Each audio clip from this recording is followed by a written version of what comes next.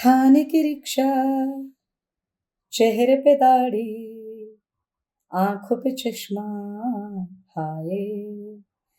थाने की रिक्शा, चेहरे पे दाढ़ी, आंखों पे चश्मा, हाय। एक झलक दिखलाए कभी कभी, गुवाहाटी में छिप जाए। मेरी नजर से तुम देखो, गद्दार नजर हो आए। थाने की रिक्शा, मंत्री नहीं वह दल बदलू है, और कहा क्या जाए। तीर कमान मिला है उसको, अब बाप मेरा ये चाहे। थाने की रिक्शा, चिडचिड होतीये, बापरे, प्रचंड चिडचिड होतीये, तोडफोड होतीये। मी आपल्याला एक अजून विनंती करणार आहे. ती विनंती अशी आहे की मला असं वाटायला लागलं की अलीकडच्या काळामध्ये आपली जी हक्कभंग समिती आहे किंवा हक्कभंगाची व्यवस्था आहे ही टुथलेस झाली आहे. त्याला आता नखच उरले नाही.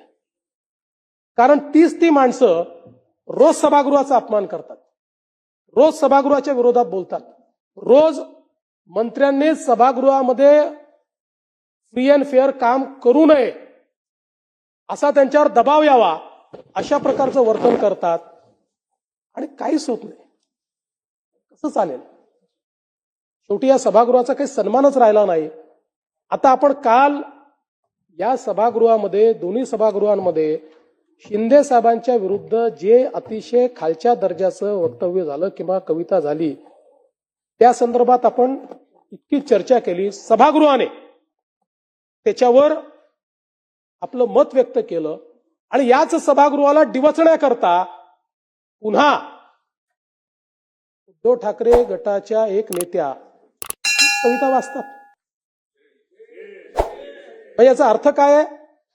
तुम्ही इथे बसलेले जे 288 लोक आहेत तुमची काही औकात नाहीये, हा त्याचा अर्थ आहे. हा प्रश्न माझा नाही आहे किंवा त्या कोणी मोठेही नाही आहे किंवा त्यांना शिक्षा करावी अशी माझी अपेक्षाही नाही आहे. पण कुठेतरी या सभागृहाचा काही सन्मान आहे, या सभागृहात बसणाऱ्यांचा काही सन्मान आहे. इकडे संविधानाच्या बाता मारायच्या आणि तिकडे संविधानाने तयार केलेल्या सभागृहाचा रोज अपमान करायचा. सकाळी 9 वाजता भोंगा वाजवून या सभागृहाबद्दल काही बोलायचं. मी आपल्यावर सोडतो अध्यक्ष महोदय, आपण आमचे कस्टोडियन आहात. पण मला असं वाटतं की कुठेतरी मला आठवतं या सभागृहाने हिम्मत करून सनदी अधिकाऱ्याला देखील जेलमध्ये टाकलेला आहे जयंतराव. या सभागृहामध्ये अनेक लोक मी बघितलेले आहेत, याच दारामध्ये राजदंड लावून उभे राहून त्यांना रिप्रिमांड आपण केलेला आहे. कुठे गेलं ते सभागृह? असं आहे की आमच्या वैयक्तिक अपमानाकरता कधी या सभागृहाचा उपयोग करू नका. तो होत असेल तर तो अतिशय चुकीचा आहे. आम्हाला जे प्रिव्हिलेजेस दिलेले आहेत ते या सभागृहात काम करण्याकरता दिले आहेत.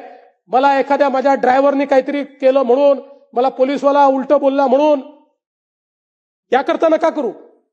पण ज्यांनी सभागृहाचा अवमान होतोय, सभागृहाला कमी लेखण्याचा प्रयत्न होतोय, त्याच्यावर मात्र कडक कारवाई झाली पाहिजे ही माझी खरोखर या ठिकाणी अपेक्षा आहे.